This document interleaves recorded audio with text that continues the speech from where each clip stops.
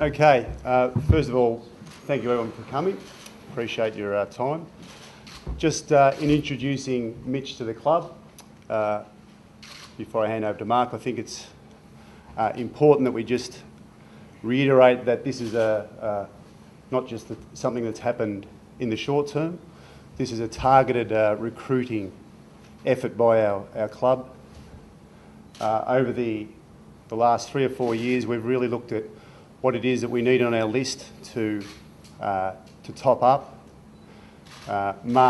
Mitch fulfills that criteria. If you look at the history of the draft over the last probably 3 or 4 years, when you target a key position player, it takes them a little while to come through.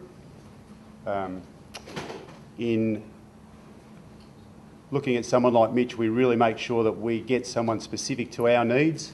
We believe that is that the case with Mitch. We've also made sure that as a club under Cameron and Jim that we're building the foundations of not just the playing list but the rest of the business. In doing that, the board have prepaid over the last couple of years to allow us the ability to bring in someone of high calibre to the club. When we target a particular player, we are able to really go after them hard in both a pick sense and a money sense, so that we specifically get someone who really does fulfil the holes in our list. So in prepaying over the last couple of years, we have given ourselves the ability to target someone like Mitch, his position.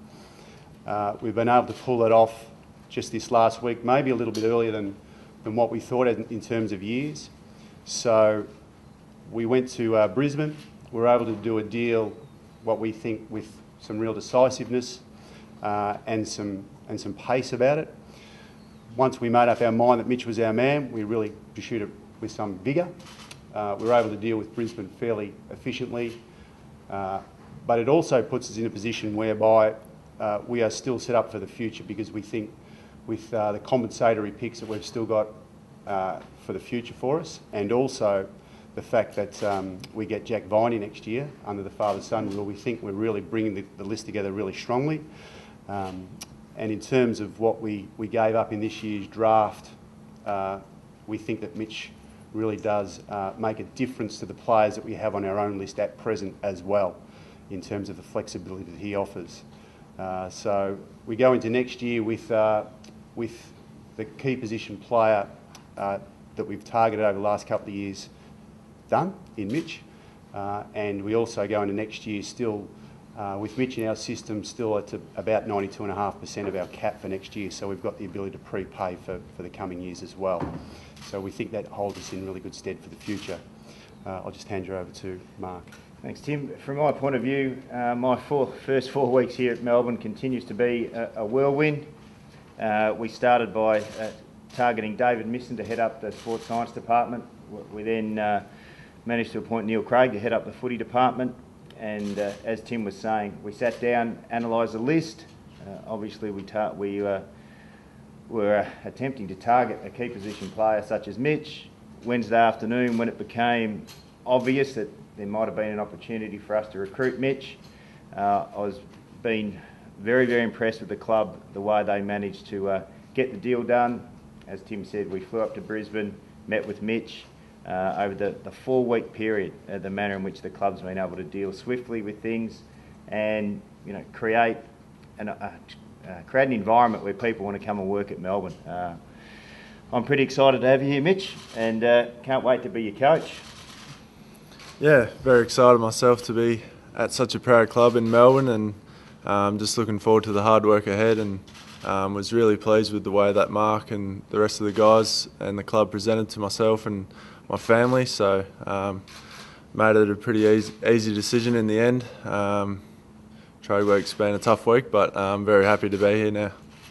Mitch, what was the decisive factor? What was it that actually got over the line? A lot of it was just how quick it could be done. This week's been very hard on myself and my family, as I said. And yeah, they just presented really well to me. I'm really excited about the list that is here at Melbourne and the role that I could be playing within the team. So You'd made a bit though about going home. Obviously, this is a variation to that theme. What changed in the thinking between heading home for family reasons and then lobbing here in Melbourne? Well, I went back to Perth and spoke to my family about the decision. Obviously, Cameron was hassling me a fair bit through text messages and things like that. So, yeah, the club was really serious about getting me here, and presented really well to myself and my partner, and it was a non-decision in the end. My family's really excited for me, and I'm only in Melbourne. I'm not too far away from Perth. Did you feel that Fremantle didn't necessarily chase you hard enough or seriously enough? Oh, they presented well to myself. I pretty much got told through my agent that the deal could be done straight away with Melbourne, and I just wanted to make a decision, and I'm very happy with the decision that I've made.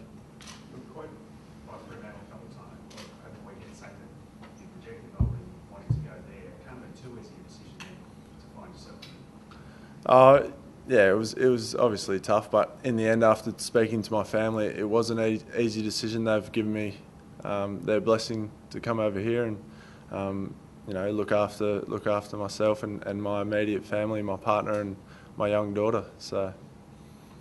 Tom Rockledge had a bit of a crack that you perhaps chased money. How do you respond to that? Oh, that's great. I gave him a text message. He said it's all good fun. So that's good on Rocky. So yeah, I'm still very good mates with guys like that at the footy club, and I've got quite a good relationship with the Brisbane Footy Club and Vossi and the people there. So I'm quite happy where I'm at. So that perception that's out there that you perhaps chased money, that doesn't bother you at all? No, because I know what I'm here for. I'm here to work hard and contribute to the Melbourne Footy Club, so it doesn't bother me at all. Was it also about the fresh start? Yeah, obviously putting myself out there to leave Brisbane I'm obviously chasing a fresh start, and I probably had my heart set on going back to Fremantle, but as Mark said on Wednesday afternoon, this come up, and I thought long about it, and we're so happy that we got a deal done now, and I'm here at the Melbourne Footy Club. I'm really excited about the opportunity, and hopefully I can add a bit to the club, and yeah, it's a bit of a fresh start here for everyone, so it feels good. And where do you think you can add the most? You've been touted as possibly playing most of your up forward. Obviously, there's a need up forward. Is that where you see yourself playing most of your games? I might leave that to Mark, but yeah, I see myself as a forward mainly. Yeah. Mark, what does excite you about him? Is it starch in the forward line? Is it ruck back? What excites you about him? And the thing that excites me was, as I said, we went through the list analysis, and obviously what we wanted to do, if possible, was to add a key position player.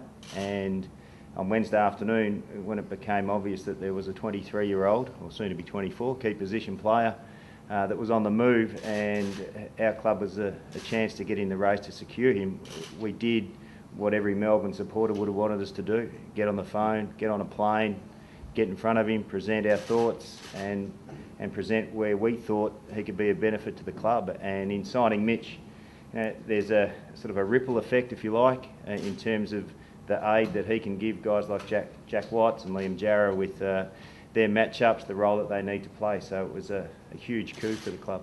And is it partly to do with presence as well, size, and the fact that he can actually walk fairly tall, and hopefully the others will with him?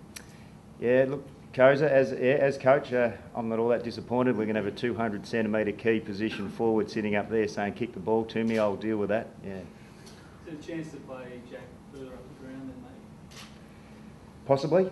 Again, look, I've only been here for 4 weeks. The players haven't started training yet, but there's a whole heap of scenarios that'll play out, and we will deal with those and practice those over the summer, but that's certainly one opportunity.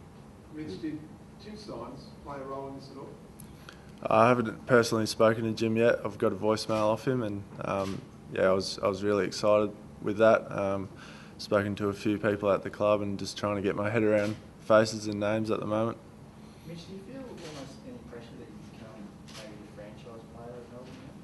Oh, there's definite pressure there, but I welcome it, and I look forward to the challenge at the footy club, and I know that I'll be working hard on the track and giving myself the best opportunity to perform. So yeah, that'll take care of itself. What's it mean, Mark, as a statement for Melbourne Footy Club to be able to go and land somebody like this? Yeah, I think it's a continuation of what has been a terrific 4 weeks, and we've targeted certain people. We've also put into place a different coaching structure and a number of new assistant coaches and development coaches. So in terms of that word that footy clubs love to use, momentum, there's a fair bit of it here at Melbourne. And for me, being here a month, it's been fantastic just to be a part of it. And the club's moved quickly and a number of appointments, and pretty much been able just to get the job done and find a way to do that. So it's been a really impressive, that's been really impressive to me. It's been a great month. Mate, you expect to do more business today, last day of trade week, and there's still a few names that have been floated that maybe I'll let Tim answer that one. There's still work to go. Really now we're working on where our picks lay for the national draft, so we're trying to make sure that we can reel those in a bit. So that's the work that's done today. There's, 4 hours to go before trade week finishes, so there may be a bit of movement for us, but our focus was, once we found that we could really go hard after Mitch, that we really landed that as the priority, which we've done. You mentioned that this has probably come about sooner picking up a player because of prepaying us. Does it also, in bringing in a player such as Mitch, accelerate what you think the group is capable of? Does it bring forward your expectations of where they can go? I think what it does, Michael, is it gives us an opportunity to assist in the development of some of the younger players. Now, one thing we all have to understand is that we're going to start next year with a new game plan, new coaching structure, new training regime, so those things take time. But as I said, for the Melbourne supporters, when someone such as a Mitch Clark becomes available, we needed to do everything in our power to get in that race and to get in front of him, and that's exactly what we did. So we're really pleased, clearly, and we feel that that's a part of our list that's now full.